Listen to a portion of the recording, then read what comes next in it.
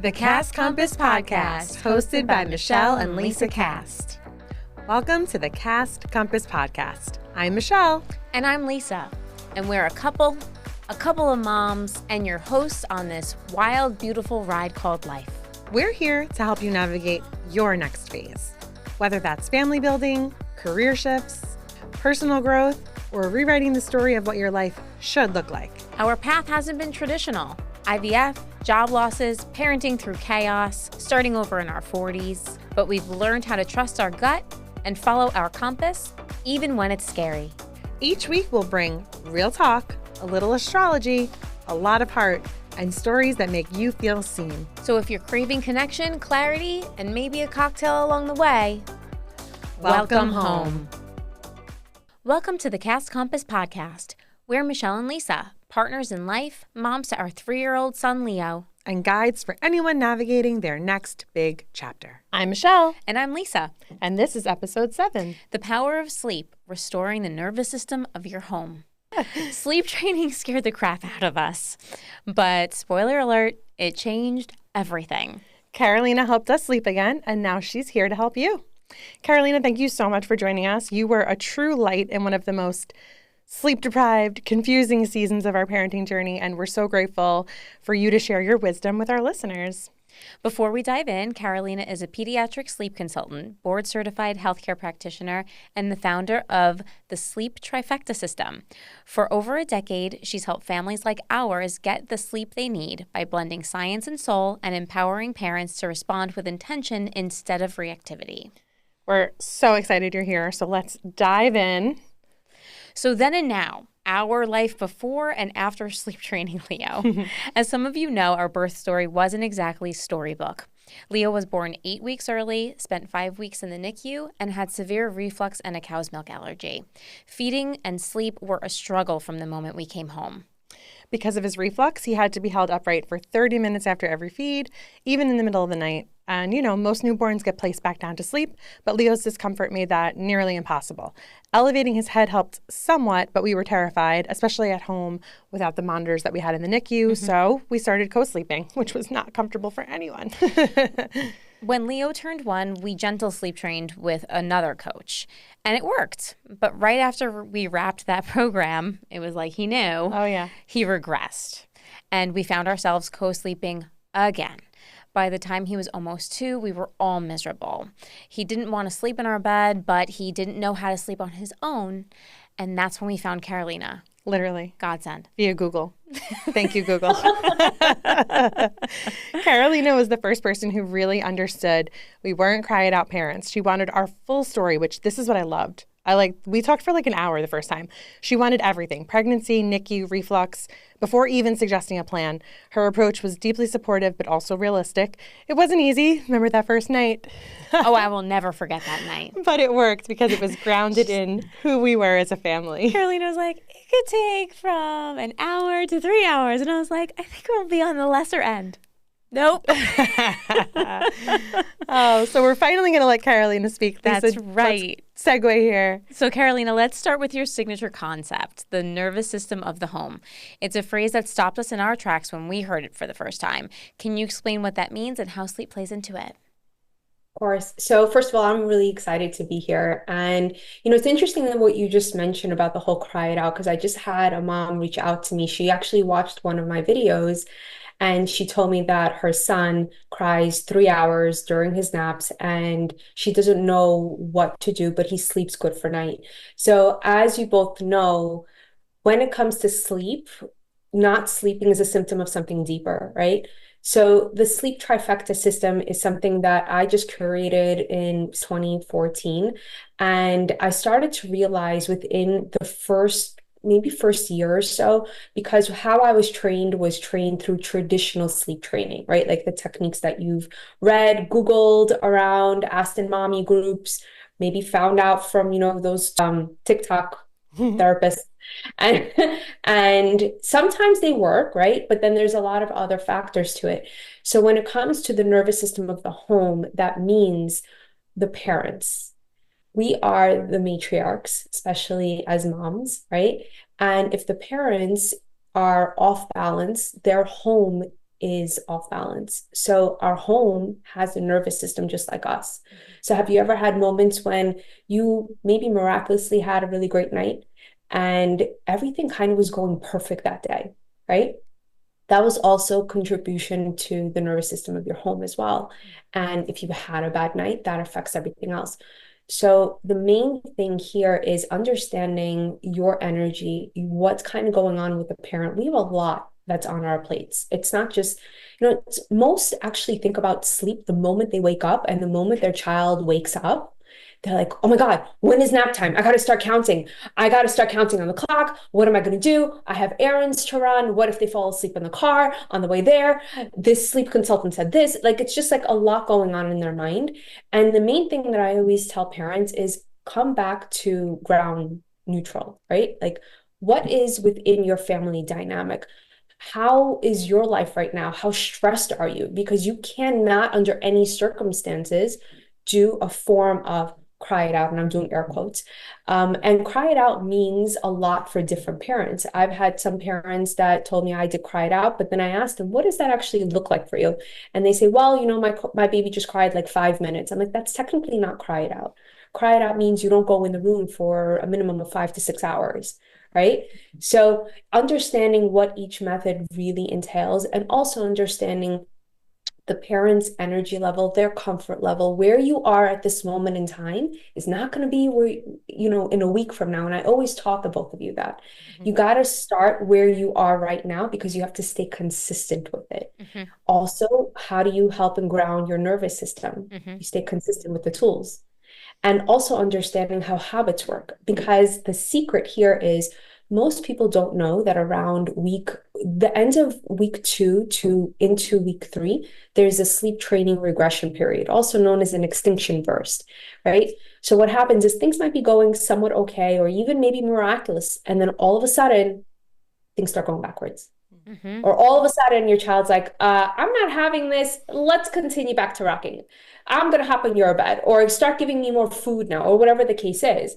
So what I do is I give you realistic expectations. I don't want you waking up at 3 a.m. saying, is this normal? What's going on? I want you saying, I remember Carolina telling me this. I'm ready. I'm going to stay consistent because my child needs that from me. And that also helps you as the parent. It helps you know what to expect. And that helps you to stay grounded and focused. So many things come to mind while you're talking that like we experience all of that. Yes. It shouldn't be you thinking that this is just how life is going to be. And that's the scariest part is 2 things. One is parents are trying to do other things from what someone tells them with good intentions, but they don't know their child. I can't express to you how many times I've had parents reach out to me that either their pediatrician, one of their friends, family members just tells them, just let your kid cry, like let them do whatever they got to do. But the child is either really sensitive to change, or maybe, a couple of years or several months has passed by and all they know is how to be rocked to sleep or in a stroller or in a car, right? And then right away you've ripped the Band-Aid off. Many cases, sometimes, I don't want to say many cases, but sometimes it does help kids to do it quick, but you need to know, is your child going to benefit with that? How is their temperament? And then you modify. And how you begin is not where you're going to be a week, 2, or even 3 weeks from now. And sleep training really does take close to a month to solve. So if someone tells you, oh, I can get your kid sleeping in 5 days or less, we got to look at what the reality is of that. And it's not going to be consistent. So consistency, you have to follow through. And remember, you have to get through that 2 to 3 week time frame. And that usually lasts like a couple of days. And then you go into like the clear zone, which is close to the end of the month. I think we worked together for 3 months, right? Yeah, we were for a while because there was also, he was going through growth developmental stages and we walked through that. And then I think there was a point where he got sick. So we paused for some time, right? The teething, all of this fun stuff. But these shouldn't be factors that scare someone or stop a parent from wanting to get sleep. It's true. And like, I was between jobs at the time and I was so stressed about like spending the money.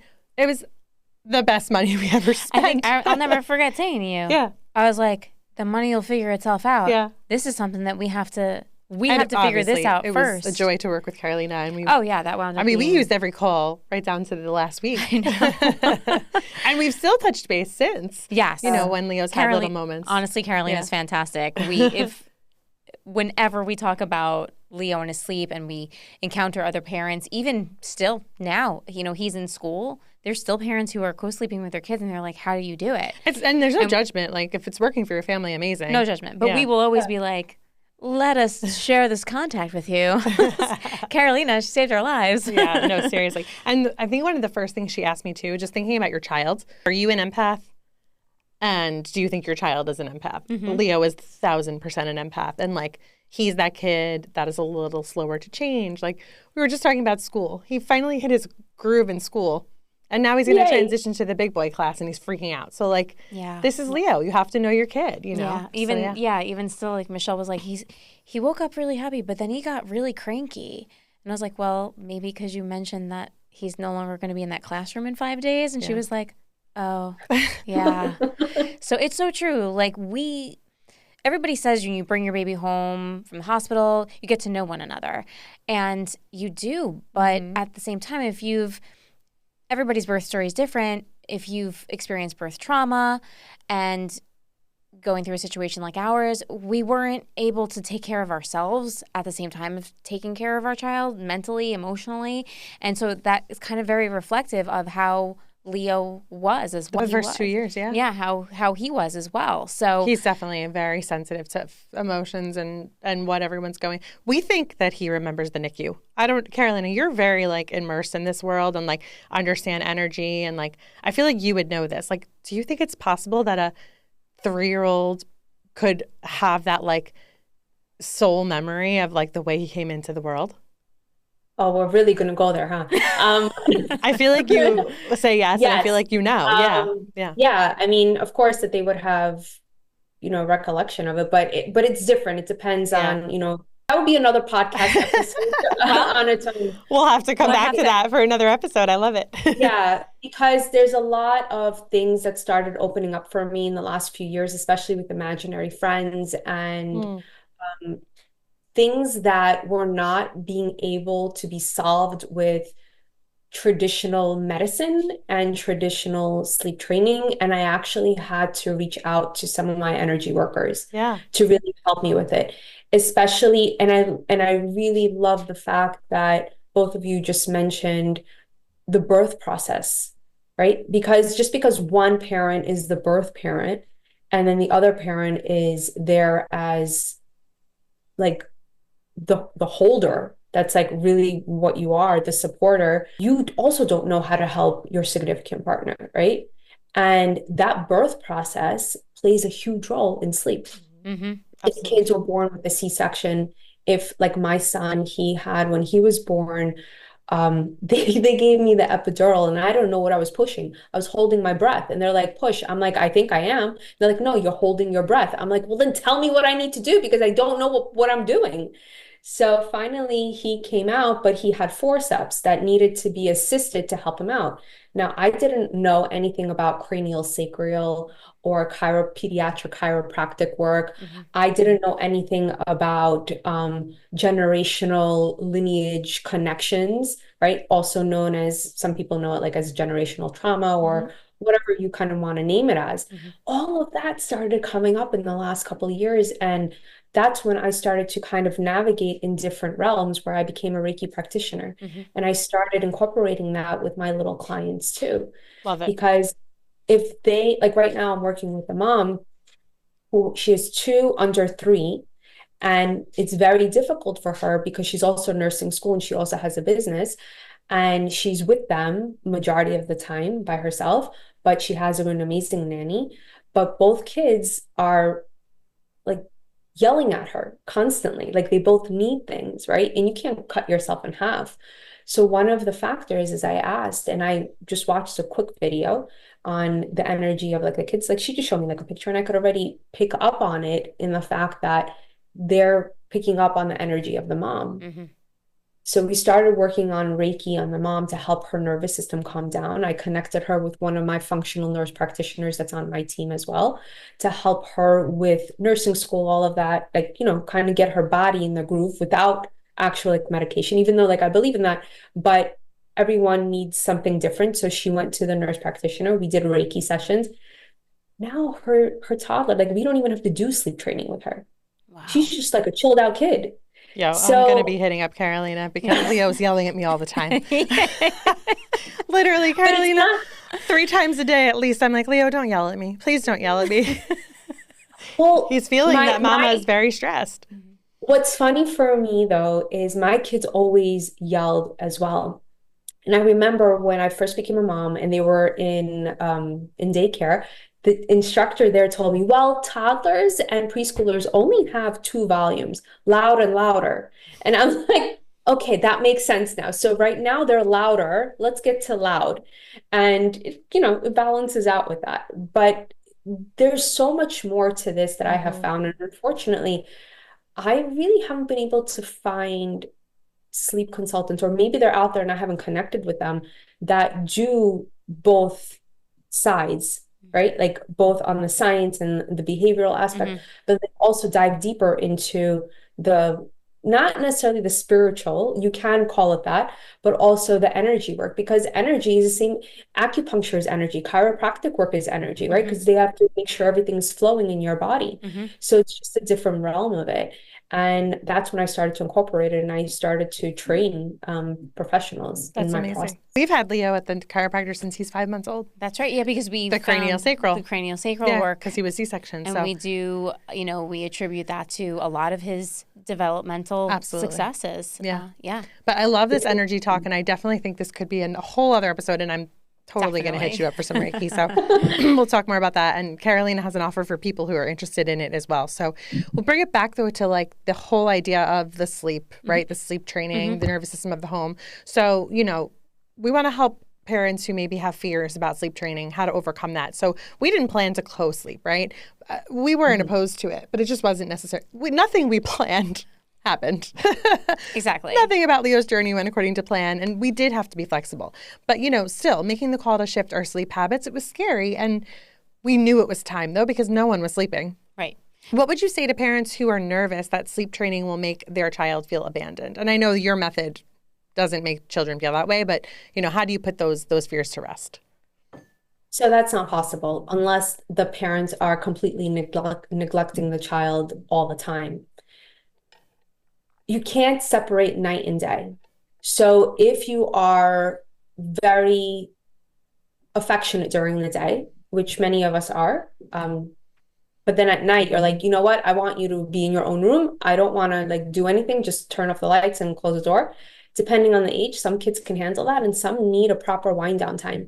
Like I always preach that we are not on and off switches, we're dimmers. So you have to, easily get into the process of sleep. If the moment that your head hits the pillow and you fall asleep, you're actually like really sleep deprived. So with kids, that was really funny how the two of you just looked at each other. You're like, uh-oh. Yeah. But us as adults, we also have our own habits, right? Like how do we usually fall asleep? We usually have our phone, we scroll, we read, we engage in adult activities. It's different, right? Per person. You have your healthy habits and then you have your not so healthy habits, right? The same thing goes for kids. So what are the healthy habits that are being instilled and what are the not so healthy habits? For toddlers, they're actually my favorite cases. And when I told you that, you both laughed at me. I remember that. You're like, you must be kidding me. You have never met my kid. I'm like, listen, toddlers are practically like the same, most of them. You just have them like in little, it's depending on their energy level and their sensitivity level. I've met kids that see auras. Oh, Leo, again, definitely. That'll be a different topic, but like they've literally said it. And it's pretty cool. I'm like, what color am I? And they'll say, you're violet, depending on my day. So but it's fun. And you can see colors using different technology that we have. So why can't you see it with your own eyes, right? Just because we as other people, if we're blocked off on our own senses and we can't see it, touch it, taste it, right? Or feel it, we might think it's not true. But the same thing, what about gravity? You can't see it or feel it. You know it's there. It has to be there because then everything goes from up to down. So with toddlers, it's really simple. They just are looking for consistency, the same pattern. Now, here's the kicker to this. Most parents tell me, well, we have a really great routine. We have a pattern. And I'm like, well, what's your pattern? What's going on? And they always say the same thing, which is, it's interesting. So most of it is, majority of the time is parents start off with really good intentions. They have a really good bedtime, like dinner, bath, book, bed. That's just typical. But then some add extra into it, like a prayer or something else that's important to them. And they might sit there for a couple of minutes by their bed and then they'll leave and then they're fine. Sometimes toddlers fall asleep pretty good. But then 2 a.m. happens or midnight happens. And parents are usually going to bed at that time. They're like, I'm done. I have to go to work tomorrow. Why don't you come in my bed? We'll sleep there for tonight. Hope and pray to the sleep gods that tomorrow will be better. And it's not. And then you just, next thing you know, like months pass by, a year passes by. It's really super simple. It's just to tell them what to expect and stay consistent with it, knowing that they will protest. But that's because they need to do that. They're pushing boundaries. It's just a developmental normality, right? It's nothing wrong. It pushes our buttons because we're adulting all the time. But for our kids, it's just, hey, spend time with me. That's one. And two is, I'm not liking this. I want to be in charge. So putting them in charge is simple, where you can give them PJ options. So usually, like I'll say, give 2 PJs. Let's say, I don't know, blue and red. And you'll say, okay, you could pick either blue or red. These are your PJs. So if they say, no, I don't want it, okay, they could sleep naked. It doesn't matter. But I've had parents that would tell me, well, can they really do that?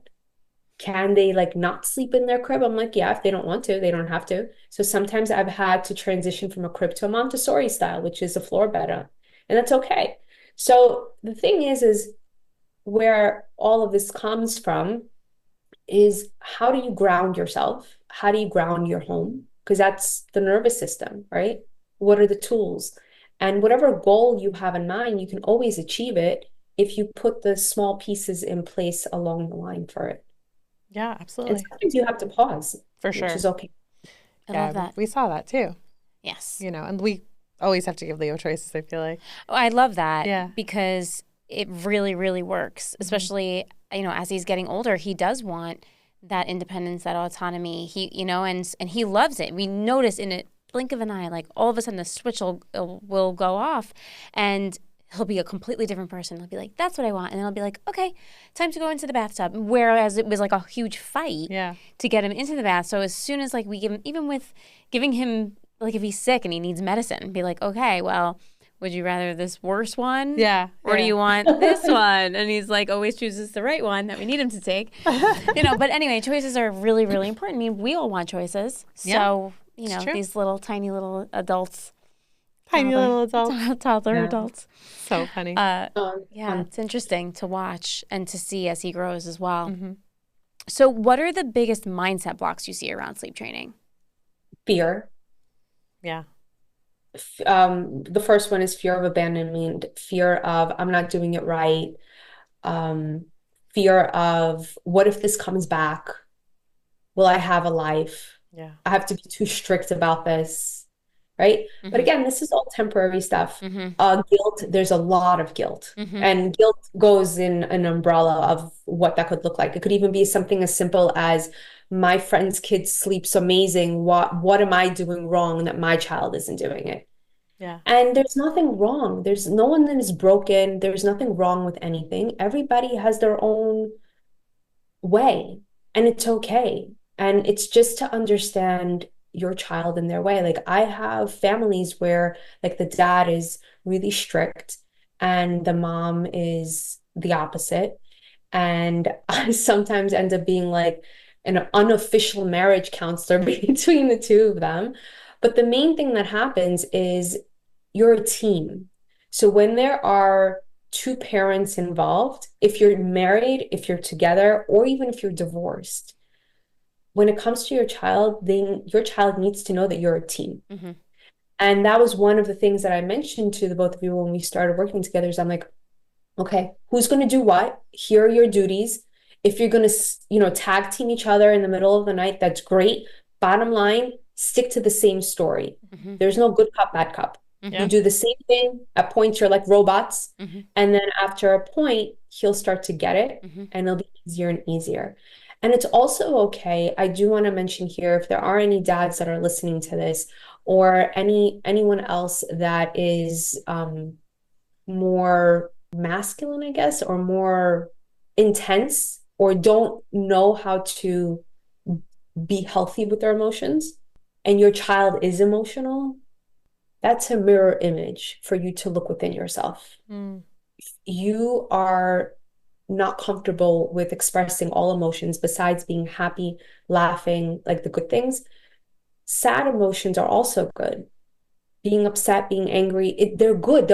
Emotions are all healthy. It's just how you navigate and how you learn. Unfortunately, many of us that come from families, from our parents, our grandparents, our great-grandparents, right? They've escaped. They've tried to survive. There's a lot that went through.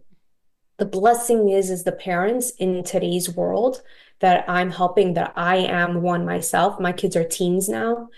You guys, everyone that's listening here, we live in such an amazing time. And I know that doesn't seem that way, most of it, but we are much more aware of all of this. And we are consciously choosing to raise our kids in a different way, Mm-hmm.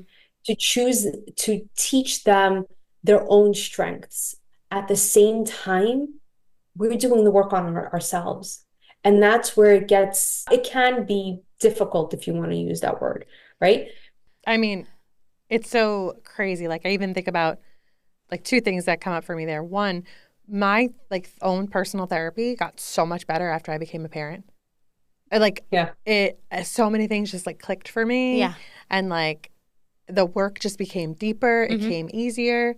Yeah. So it's so funny that you mentioned that. And then I talk about this with people all the time, and Lisa probably knows what I'm going to say. Like, I am not an emotional person. I am not a shy person.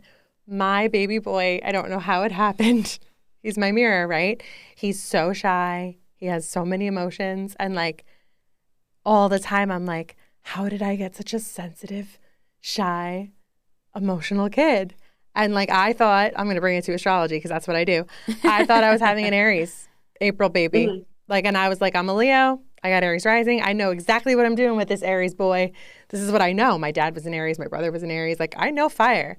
And then I ended up with a mushy little sweet, which I'm obsessed, emotional Pisces. And like, I tell people all the time, it's such a lesson for me. It really is. Like, it's good for me. It teaches me to like slow down, have some patience. Patience is not my virtue. Understand his sensitivities. Like, it's been a growth experience even for him being in school to see him shy with other kids. There's days where I'm like, oh my God, there's something wrong with him. Why is he afraid of other kids? He's coming around now and he's totally like great with other kids. Yeah. But for me to be someone who's so fast and out and quick and not emotional, it's been like, wow, what an adjustment.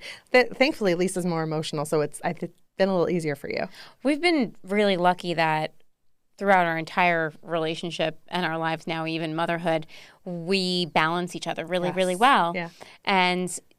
But what's amazing about Michelle is that she recognizes all this, Very right? self-aware. And very quickly she can adjust and be like, okay, this is what he needs. And even though I do the same, there's just something about, like, it's so interesting how quickly you're just like, okay, I got to pivot. This kid needs me to get on his level and understand.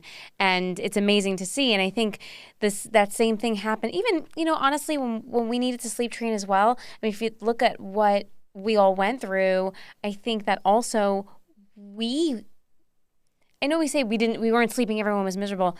That wasn't always the case through it. We actually, there was a period of time where we really did enjoy co-sleeping. The snuggles, yeah. We loved the snuggles. We loved, like, you know, he'd roll over and snuggle up with one, and then he'd roll over and snuggle up with the other, you know, but like we also needed that. Like there was something that we lacked in his coming into the world. So early. And we were all sort of like, you know, kind of getting something from one another during that co-sleeping process.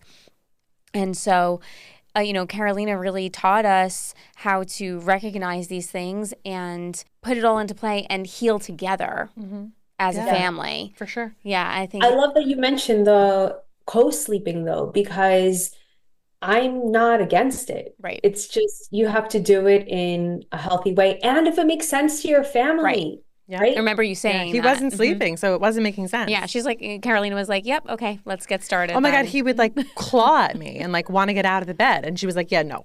He knows. This is what Carolina said exactly. He wants to sleep on his own. He just doesn't know how. So we had to teach him how. You said a good thing. No, but it's true, right? Because it's important for us to take a step back many times. I've had parents that would be rocking their kids to sleep and they're like, I don't know what to do. And we're working together maybe like for a couple of days. And I'm like, something's not clicking. Can you send me a video of what's going on? I'm very anal. I'm very detailed. Like I'll ask, videos. I'll even show up at your house if I think something's not going on like properly, because my main thing is I don't want anyone wasting their energy or their time. So bottom line is when I'm working with a family, we're all in it.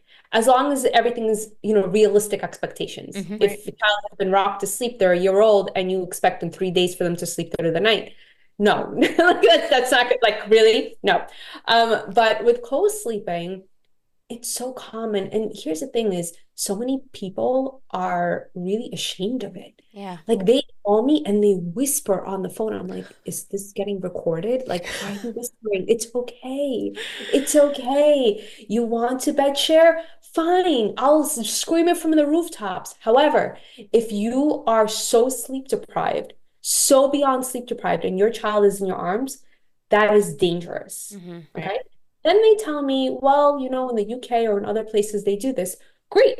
But do you know the maternity leave in the UK that's different than here? Maybe other families have more support. So it's looking at the whole overall aspect of this. That's just making sure that it makes sense for everyone. Yeah, and that's actually an amazing transition. So, Carolina, you have created so many thoughtful tools to support parents who want to make changes in their sleep routines but are feeling overwhelmed or afraid to start. One that really stood out to us was your free audio training, which is a great place for people to start. Can you tell us more about it and who it's for? Yes. So it actually came from a client where I was working with them. It was almost 2 months. Yes, it can take some time. And I'm like, you know what? This is very much needed. So I recorded 4 hours, a specific recording that I really wish was created. So it's I first actually wrote the guide, and then I'm like, no, I want to talk. People need to hear my voice. They need to hear the tonality. When you are in the middle of someone screaming at you, or if you're doing laundry, why would you want to sit and read something 40 pages? I wouldn't. I get bored. Like I'll read half a page and I'll fall asleep. So for me, it's audio.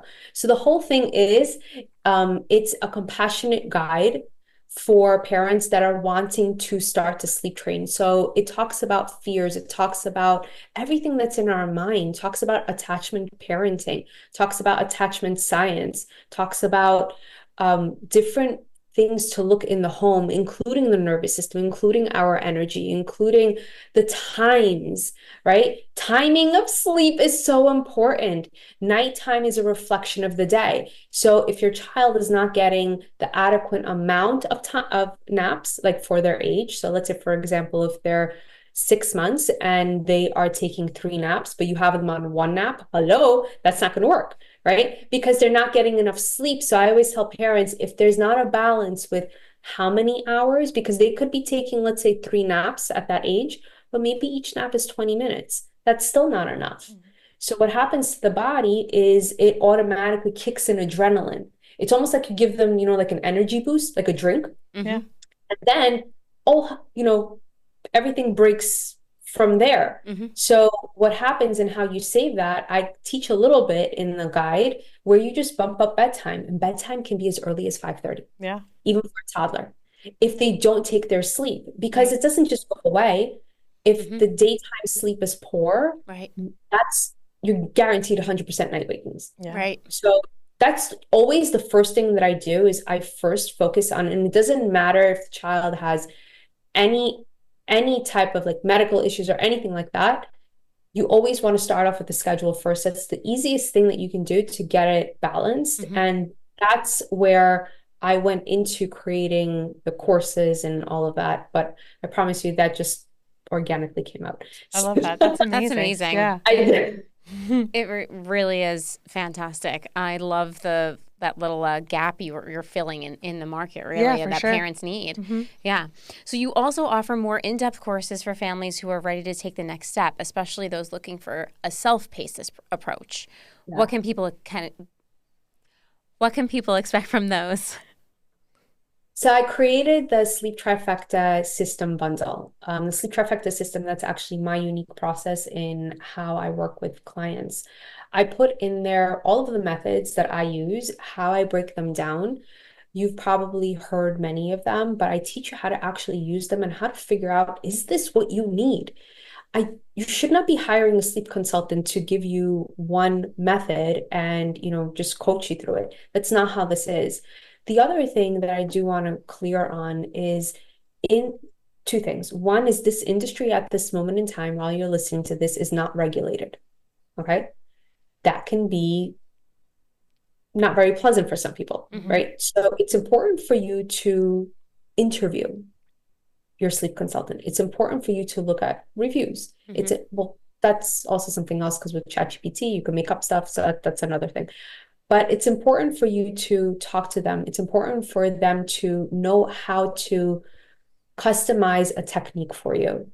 Because remember what I said, how you start mostly should not be how you end. There has to be a transitional point, especially helping you with feeling grounded and feeling heard during the process. And sometimes you have to be, handheld majority of the time. That's, for me, that's what happened with me with my all of my coaches. So that's what I put together in this course, where I keep it simple. It's two main courses. One is the sleep training methods, and then two are sleep habits. So if your child's being rocked to sleep, fed to sleep, using a pacifier, stroller, or maybe they're in a car, the most common scenarios, I explain to you why you are where you are, and then I tell you how to get out of there, but in a way that makes sense to you. I also educate you on what is a habit? How does a habit form for yourself and for your kids? I So literally it's still have like you in my head when it comes to the habits. Like I'm still to this day kind of afraid to go into Leo's room when he wakes up in the middle of the night, which is so rare. Now he's good and he's like, okay, bye, mama. But like, I still have Carolina in my head with the habits. most people do, even like a couple of years later, but they're so afraid of going back into the room. And I'm like, you have my blessing. You're fine. Don't worry about it. It's okay. It's not like it's going to start going backwards. And if anything, you could always give me a call. That's right. But with that, also with the course, remember what I said about the schedules. So I started creating the schedules a while ago. I used it with all of my private clients. All of these methods, everything that I have in this course, the whole point of it is how I talk to my clients, how I teach you, what I say. It's all in there. That's that awesome. You can use. And then I added the sleep schedules as well. But the sleep schedules are not just what you need. The main thing that I did is I'm the type of person where I need to understand why I'm doing what I'm doing, especially if it has to do with my children. Yeah. So I included in there explaining what sleep science is, what sleep schedules are. There's also two schools of thought on sleep schedules. Most parents hear of awake windows. I do include that. But then there's also an easier way called biological times, which I guided, both of you through that. So I give both of those options. There's no right or wrong. It's just whatever's easier for you. One has a little more math involved, and then the other one is just by the clock. And I give that for you for free. That's awesome. I have it based on per age also, because a 6-month-old and a 1-year-old have two different aspects, right? Right. So it's not the same schedule. Right. Yeah. And, and I wanted to also add in there what happens developmentally. So I have them split in separate age groups, and you get all of that for free with the course. Or if you just want the sleep schedules, you could get those individually. That's awesome. But And Carolina is giving such a generous offer to our listeners. If you want to get the whole bundle, which I do think it's worth it. And it's great too, because like we worked with Carolina one-on-one, which you can also do. But like if you want to just do like the self-led and like grab this, such a great option. And $100 off the Sleep Trifecta System bundle for our listeners with the code SLEEPBUNDLE100. We'll put the links in the show notes so you can explore what feels best for your family. But that's so generous. Thank you so much for offering that. Thank you so much. Yeah. That's really my fantastic. pleasure. Yeah. My pleasure. One thing though that I just realized is what I was saying about the industry is the fact that I've seen sleep consultants are kind of like divided. So if you're a parent and you don't know who to connect with, there's some sleep consultants that are talking about no sleep training. Like I don't teach you that. And then there are consultants that do sleep training. It doesn't matter. At the end of the day, what is your philosophy?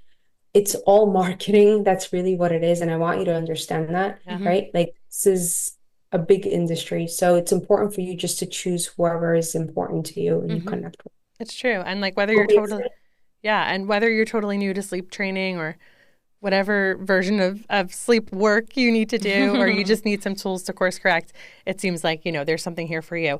I could talk to you all day. We did this on all our calls with Carolina. We could talk for hours. We always go off topic. We always talk about energy. Let's do a couple of fun questions. I already know your zodiac sign. She's a Leo, y'all, just like me. Yeah. Duh. Obviously. Full blown. July, right? Yeah, 26. Yep, I remember. Actually asked me that during our interview, and I'm like, how'd she know? This is pretty cool. I was like, are you a This is Leo? fun. I always know. So, as a sleep coach, what's your non-negotiable wind down ritual? Well, the main thing is if I've had a tough day, I don't allow myself to go to sleep with it. So I either do like breathing techniques, I walk outside, I, talk it out either to myself or with my husband. But if something is heavy on me, I always have to release it, because what happens is when you go to sleep, whatever you're feeling at that time goes into your subconscious, and then it starts to form beliefs. So that's a big non-negotiable for me. I love that. That's so important to amazing. remember. Yeah. We were going to do a fun little before we slept memories from sleepless nights. I will say one funny thing. We don't have to say both here. Okay. In the height of our non-sleeping before we met, like literally right before we met Carolina, Lisa went to an OBGYN appointment, or maybe it was our PCP. It was the same office. No, yeah. Pretty sure it was And she was backing the car out. This is before we found Carolina and started It was sleeping. one of those garages with the gigantic poles that they expect you to like park an SUV without hitting it. Oh my God. Yep. And she was sleep deprived, crazed, working, rushing. And she sure side swipe crashed that car. I did. Wiped out the whole side of it. Thank One of God. those giant poles. Thank God we found Carolina. Thank God for car insurance. Did you tell me that story? I don't know. Remember. I don't think so. I don't remember. I don't think we told many people, but now we're telling the world. Okay. Well, I'm happy that you called me. Yeah, we slowed down after that. We started getting Did you some get a rest. new car after? They fixed it. They fixed it. Yeah, it was our old car. It was our old car. Yeah. They should put that Listen. into insurances. If you're sleep deprived, Right. we're going to cover this, like for car. Yeah, we will cars. not cover you sideswiping your car because your kid doesn't sleep. Listen, if you are listening to this and nodding along, definitely check out Carolina's free audio training. It'll be linked in the show notes. It's like having a sleep whisperer in your pocket, especially if you're nervous to start. Absolutely. And if you're ready to take things further, she's offering $100 off her full course bundle with code SLEEPBUNDLE100. Again, such a generous offer. Thank you so, so much. Get ready to reclaim your nights with that. Absolutely. Whether you're deep in the sleep trenches or finally finding your rhythm, we'd love to hear from you. DM us your biggest struggle or your proudest bedtime win, because that's really important. Yeah.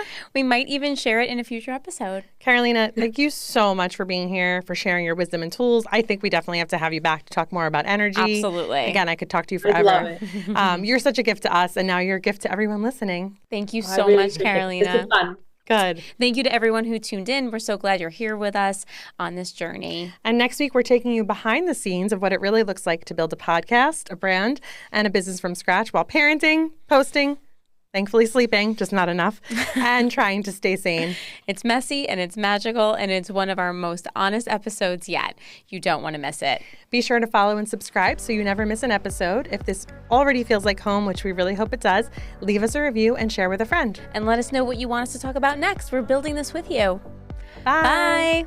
The Cast Compass Podcast. New episodes every week. Follow, rate, and share with someone who needs a little direction.